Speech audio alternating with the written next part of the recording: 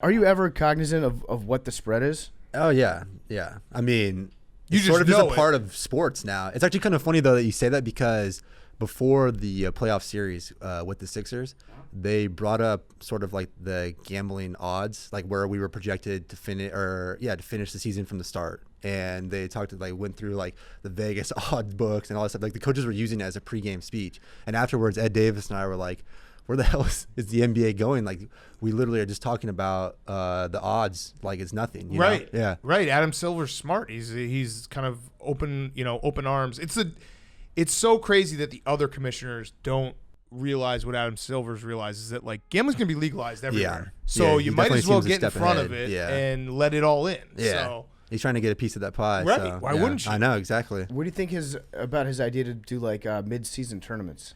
It's interesting. We were actually talking about that the other day too. I don't know. I mean, it seems like it's a good idea maybe on paper, but like to be the first one to do it, like the guinea pigs for it, you know, everybody's going to throw a fit. Like if you have a tournament, like game 50 in the season, I mean, right. I don't know, like what are like the premier teams thinking about, like, you know, playing in this, like, have this tournament that's like sort of meaningless when you have the playoffs on the horizon. So you know? what would the outcome of that be? Like if you won that mid-season tournament, what is he saying that would mean for the I mean, I don't think it affects the postseason necessarily at all. It's just like a trophy? Yeah, exactly.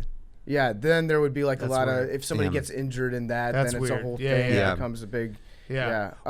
When you guys, I'm really interested about like the dynamic that's going to affect you guys, because you have a nice young core on the Nets. You're adding a superstar in Kyrie. KD is going to be there in a couple years. Like, how soon after you sign these guys do you start to implement like any changes to what you've got going, like in terms of the offensive scheme and all that? You know, that's an interesting question. I don't know like how much they're planning on changing up. To be honest, Kenny, the way that he coaches too, he's very good based off of the personnel that he has, and so he sort of implements, and he's pretty transparent with it too. Like he's gonna have like a lot of communication with Kyrie, the new guys, in terms of like, you know, what they're comfortable playing with in terms of like offensive philosophy. But he does a really good job of just letting guys play sort of freely. Like there isn't like a whole lot of like schematics like involved with it. It's more based off of just like feel and like read and react. Like that's what a lot of our offense was in the past, and I don't see that necessarily changing a ton unless like, I don't know, one of these guys has got a problem with it. But, Right. Yeah. Have you talked to KD yet? Yeah. Has he mentioned us?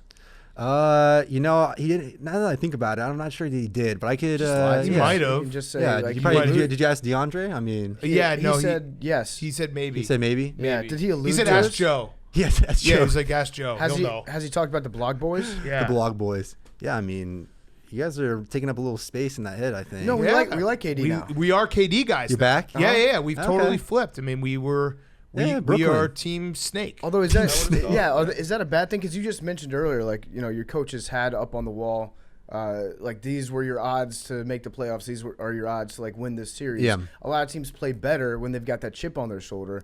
KD might be that guy that's like out there to prove all the blog boys wrong. Yeah. True. Now He that might we like actually. him, Now that I get too think about it, comfortable. he might have some stuff in his locker with So you guys. you give Yeah. us front row seats, and Yeah. we'll I'll just relay some trash- information We'll back. trash the Nets. Actually, yeah, that'll so work. KD yeah, gets yeah, motivated. motivated. Perfect. You get a championship. I like it. Or Yeah, you have a that'll ring. work. Do you have a ring? No, I don't have a Oh ring. fuck. Yeah, I Sorry. got traded in I didn't January. I didn't mean to bring that Yeah. up. Hey, it's all good. Water on the bridge.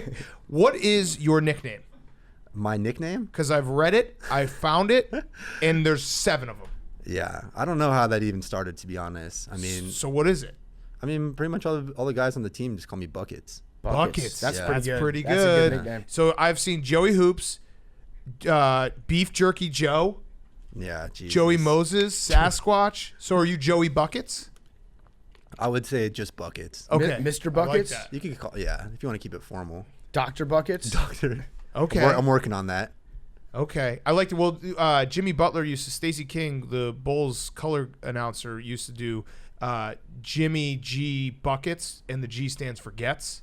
Maybe you do that Ah, interesting. because he's in Miami now. No one's gonna care about him Yeah, anymore. So Joey G Buckets. The G stands for Gets. Yeah, we could work that in. I mean, I'll shoot Ian Eagle a text after this just to get some clarification. on Ian that. does the Nets games. Oh, yeah. A lot of He's people are been going doing to it find for, that like- out this No, year. he's been doing it for what, like 20 years? Yeah, I know Yeah. a lot of people are Yeah, going to he's find the that best. out. Yeah, there's Yeah. that story about Kyrie Irving. I think Ian was telling this on some other podcast, which I won't name. But Kyrie went up to the dude in front of Ian Eagle on a train He goes, "Hey man, I just want to say like I've been listening to you for 20 years. I'm so glad that you're gonna be calling my games now." And Ian was behind the guy. He's like, "Hey, I think you're supposed to be talking to me about That's this." awesome. It was just like some random dude in That's front of awesome. him. But he's one of those guys where like you know his voice when you hear it. But you probably he's big game Yeah, voice. football. You know, he does Yeah, he's the NFL best. games. Yeah. His name should be Ian. Have you ever asked him that? I never asked him that. Okay, no. we'll do that. Yeah, Write we'll that do that down. too. I'll write that down. When are you going to get the classic white guy glow up haircut? You mentioned Kyle Korver. yeah. If you look at Kyle Korver throughout his career, you know, they basically every white guy does the same thing. They come in with their floppy, gross hair, Yeah.